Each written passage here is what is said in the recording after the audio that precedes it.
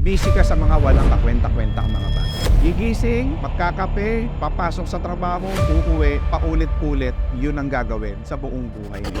Ako lahat ang masama! Ikaw ang mabuti! Ha? Sa lagay na yan, ikaw ang mabuti! Kaya maraming hindi nagiging successful, hindi naman kasama sa naging routine mo yung pag-asenso. Ako nagluluto! Nagpapasahod!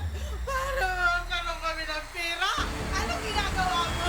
Kasi hindi ka nagplano ng araw mo. And that's the reason why maraming unsuccessful. Baka kaya hindi ka nagiging successful, mali na yung mga taong pinakikisamahan mo sa buhay mo. Observe, baka mamaya nakikipagplastikan na lang sila sa'yo dahil may pakinabang ka sa buhay nila. Alis ka dyan. Kasi maraming tao ang gagamitin lang tayo sa buhay natin. If you wanna become successful, do it now. 6 na S na habit ng mga successful na tao.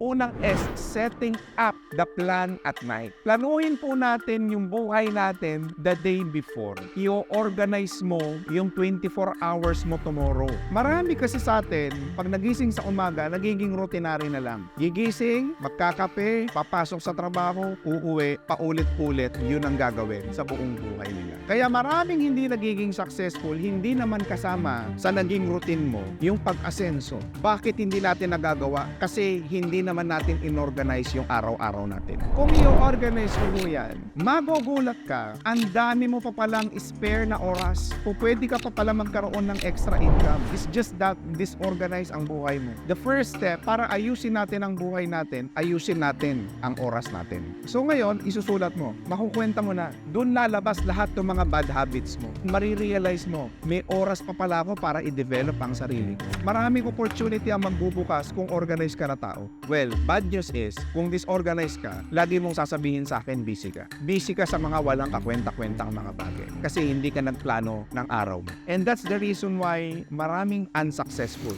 Because hindi nila inorganize yung araw nila. Para i-set up po natin ang buhay natin, i-set up natin yung kada minuto ng buhay natin. At makukuha mo yung buhay na gusto mo. Second S is seeking advice of other people. Doon sa journey natin papunta sa tagumpay, may mga tao tayong makakasalamuha sa buhay natin. Makakatulong sila at makakapagbigay sa iyo ng practical advices kung paano mo pa lalong mapapabilis yung papunta doon sa tagumpay. Magtanong kayo, hingi kayo ng advice, ano ba ang pinakapupwedeng gawin? Because yung mga taong may experience at nagtagumpay sa buhay nila, mabibigyan ka niya ng shortcut kung paano mo mapapabilis yung success. Hindi mo na kailangan pagdaanan yung mga masalimuot na daan kasi ibibigay na nila sa iyo kung ano yung tamang sagot. Magsik ka ng advice ng ibang tao. Hanap ka ng successful na tao kasi may matututunan ka eh. Doon ka gagaling. Tandaan po natin, yung mga taong nakikilala rin natin sa buhay natin, may dahilan din kung bakit mo yan nakilala. One of the best success principles is ask question. Ask. Ngayon, ito tanong, sino ang lagi mong kasama sa buhay mo? Kung sino yung 5 taong lagi mong kasama, yun din ikaw. Ibig sabihin, kung wala kang kakilalang mga taong ganon, probably it's time na humanap ka para maitama mo ang buhay mo. Number 3 is spectator personality. You should master how to observe things na nangyayari sa paligid mo. Kung gusto mo magtagumpay, matuto kang mag-observe sa mata mo. Matuto kang makiramdam. Baka kaya hindi ka nagiging successful, mali na yung mga taong pinakikisamahan mo sa buhay mo. Observe, baka mamaya nakikipagplastikan na lang sila sa'yo dahil may pakinabang ka sa buhay nila. Kung nakikita mo walang growth, walang personal development, walang something na makakapag-contribute sa'yo para umasenso ka, alis ka dyan. Kasi maraming tao ang gagamitin lang tayo sa buhay natin. At marami rin namang taong makukunan natin ng information para magtagumpay tayo sa buhay natin. Now, kapag ka-spectator ka kasi, bukas ang awareness mo. Alam mo, niloloko ka lang. Alam mo, iisahan ka. Alam mo, gagamitin ka. Nagiging matalino ka, nagiging smart ka. Nagiging kontrolado ka doon sa mga salita na bimbitawan mo. Kung gusto ninyo na mapabilis ang journey nyo papunta doon sa tagumpay ninyo, kailangan malalim ang awareness ninyo at kailangan may observation. Kasi sa observation, doon ka magkakaroon ng assessment sa buhay mo. Kung tama ba o mali na ba yung ginagawa. Next is savoring the moment. Ibig sabihin, kasiyahan mo is yung pagkapanalo mo, achievement.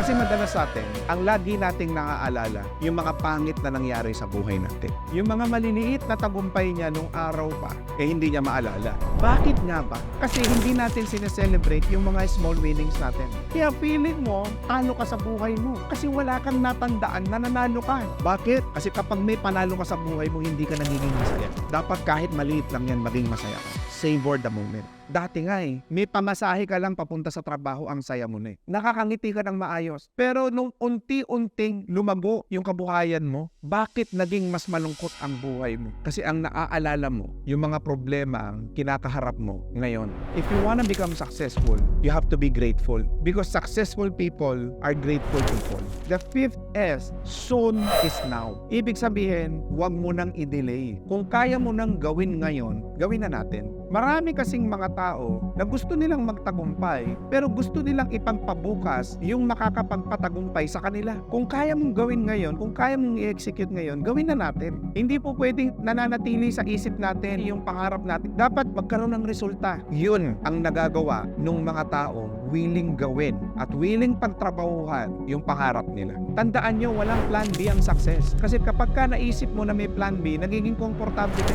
Hindi mo gagalingan. Wala namang imposible.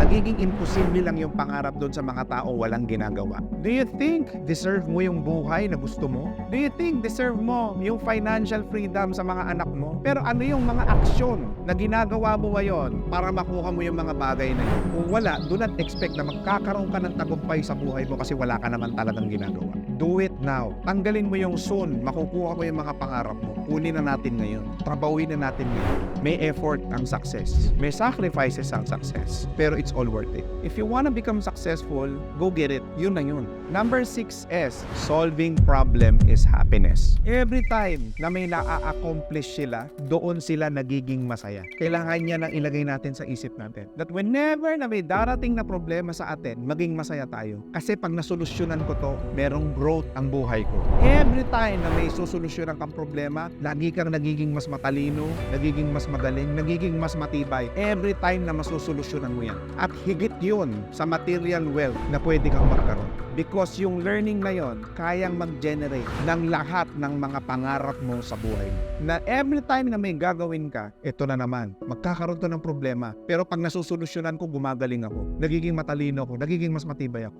Kung yun ang mindset mo, nothing can stop you. Kasi yung ugali na yon, lagi kang may growth. Hindi mo dadramahan yung problema. Kasi alam mo tinuturuan ka lang ng buhay. So kailangan mong maging masaya. Lalo't lalo na kapag ka nasusolusyonan mo yung mga problemang darating sa buhay mo. Kung gusto nyo mangyari lahat yan sa buhay ninyo, may mga babaguhin tayo sa buhay natin para mabago ang buhay natin. Ang kailangan mo lang gawin, solusyonan yan. At dun ka magiging masaya. Every time nalalabas ka dyan sa problema na yan. Magkakaiba tayo ng battle sa buhay. At ang lagi lang certain ako, na every time na darating tayo doon sa mga laban natin sa buhay natin, lagi tayong lalabas na mas matibay, mas matalino at mas magaling. At mangiiwan na lang yan ng bakas sa sarili natin. Because no choice ka, may problema talaga buhay. And mind you, kapag ka milyonaryo at bilyonaryo ka na at lahat ng mga bagay ay meron ka na sa mundong ito, huwag kang mag-alala dahil may problema pa rin sa kabilang banda. Hindi mauubos yan. Kung ikaw yung tipo ng isang tao na walang naniniwala sa iyo, tinalikuran ka na ng buong kamag-anak mo, buong mag-anak nyo, tinalikuran ka na rin kahit paano mga kaibigan nyo.